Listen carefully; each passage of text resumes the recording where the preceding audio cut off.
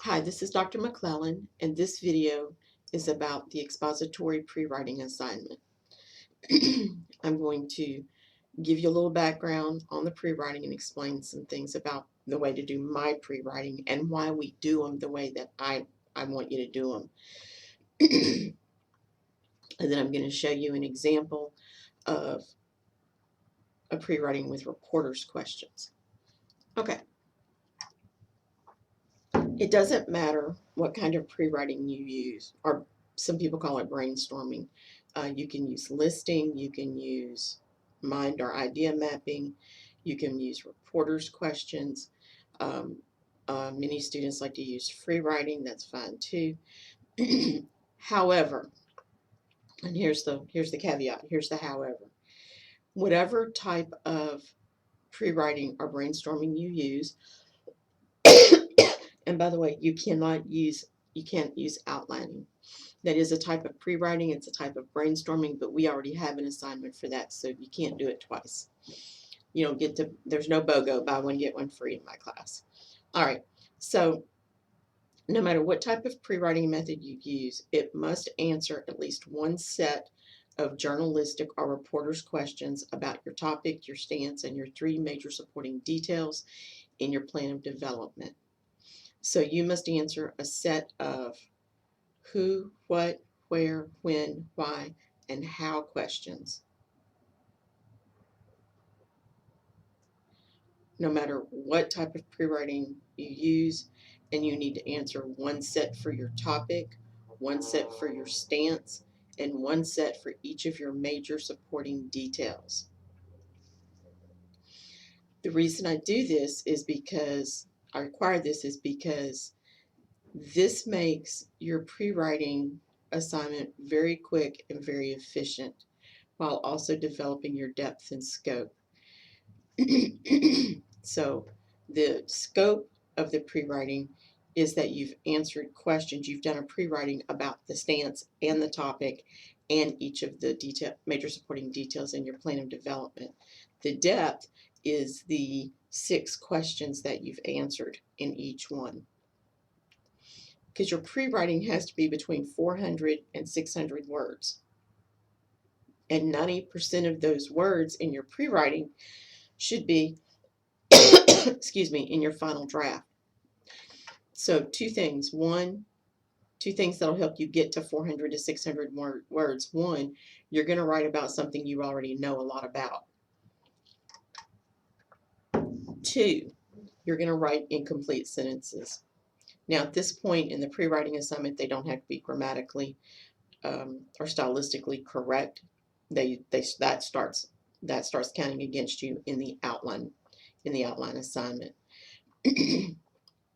Next, I want you to format your questions and answers, or however you decide to do this. I want you to format them so that I can tell what's what. So if you read the assignment instructions and the grading rubric, your thesis statement goes at the top. Your first section should be about your topic. Your second section should be about your stance. Your third section of your pre-writing should be about your first major supporting detail. Your next one, the fourth one, should be about your second major supporting detail. And then the last one should be about your third major supporting detail.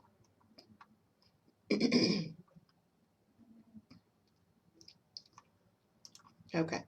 Now the reason I do it this way, the writing process that we use in scholarly or academic writing in a college level English class, which is what you're in, is very similar to the writing process that you use in the workforce. Let's take an accident report, for example, because it doesn't matter whether you're going to get a degree, you're here to get a degree as an accounting clerk or a welder and everything in between. At some point, everyone has to fill out an accident report, either for themselves or about someone else, or some of you may even be in a position where you have to go through accident reports written by other people and you have to look at them and determine what needs to be done about it. That type of writing very much answers the question who, what, where, when, why, how. Report writing answers the question who, what, where, when, why, how. And the writing process is very similar to what we do in academic writing, because when we do academic writing, we are answering the questions who, what, where, when, why, how about a topic, about a stance, and about the three major supporting details in a plan of development. The other thing this does, and this is always at the heart of freshman comp writing 1, freshman composition 2, writing about literature, writing about the arts in your humanities class, writing about history, writing about anything, any type of writing, very much at the heart of that, the goal at the heart of that class is to improve critical thinking skills. The vehicle is writing. The passenger is critical thinking. And good critical thinking, the kind that gets you better jobs, gets you through college, gets you through multiple college degrees, and helps you constantly move up in that job hierarchy, whether you stay in the same company or you go to different companies, is critical thinking. And critical thinking, it revolves around being able to answer questions, multiples of the questions, reporters' questions, who, what, where, when, why, how. You're looking at a profit and loss sheet because that's your job. You need to be able to answer who made this sheet, what does it say, where did this data come from, when was this data harvested, why is this data showing a loss, and how do we fix this? How do I fix this so that we don't show losses anymore? Not as in fix the data, but what do we implement? What procedures or policies or plans do we implement to get our profit back up? Even the welding, when you're looking at let's say your QVC's, looking over your weld, that person is looking, okay, who welded this? What kind of weld is this? Where are there any mistakes? When was this weld done? Why is this particular weld or this particular metal being welded together? And how well or how badly is this job done? So, critical thinking. The best way to improve your critical thinking skills is to be able to answer who, what, where, when, why, and how questions about everything. But we're just going to focus on the topic, the stance, and the major supporting details in your plan of development. All right. Oh, let me say something about my highlighting. I use highlighting because it helps students understand what I'm talking about. So one of the things that you can do, though, is you'll notice that all these questions are about apples. And look how many times I have the word apples in my answers. This is positive tone, and they're healthy. Excuse me, it's my stance.